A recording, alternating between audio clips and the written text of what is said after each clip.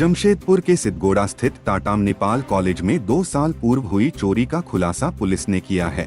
इस मामले में 7 आरोपियों को गिरफ्तार किया गया है।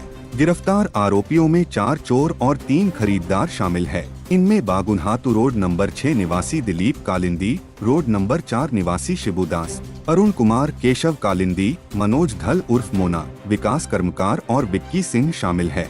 पुलिस ने आरोपियों की निशानदेही पर चोरी के 4 एसी को बरामद किया है, जिनकी कीमत 1.5 लाख रुपए बताई जा रही है।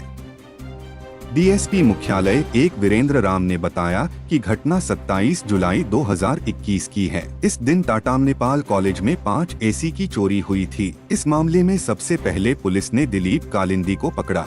दिलीप ने बताया कि वह कॉलेज में मजदूरी का काम करता था। उसी दौरान उसने देखा कि कॉलेज में कई सारे एसी आए हैं। उसने अपने साथी को इसके बारे में बताया और एक गैंग तैयार किया। सभी ने मिलकर मौके से 5 एसी चुराए और उसे 8,000 रुपए में बेच दिया।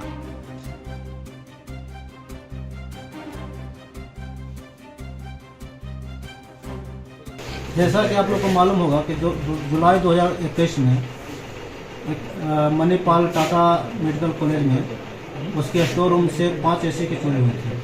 सिद्धगोड़ा थाना प्रभारी रंजीत कुमार को पता चला था कि इस घटना में जो चोरी किया है उसको मेन आपका दिलीप कालिंदी है। दिलीप कालिंदी को पकड़ा गया तो उसके द्वारा पूछताछ करने पर चोरी की बात स्वीकार किया और अपने साथ जो है शिबुदास और केशव कालिंदी के साथ मिलकर अन्य के साथ मिलकर के एसी चोरी करने की बात बताया।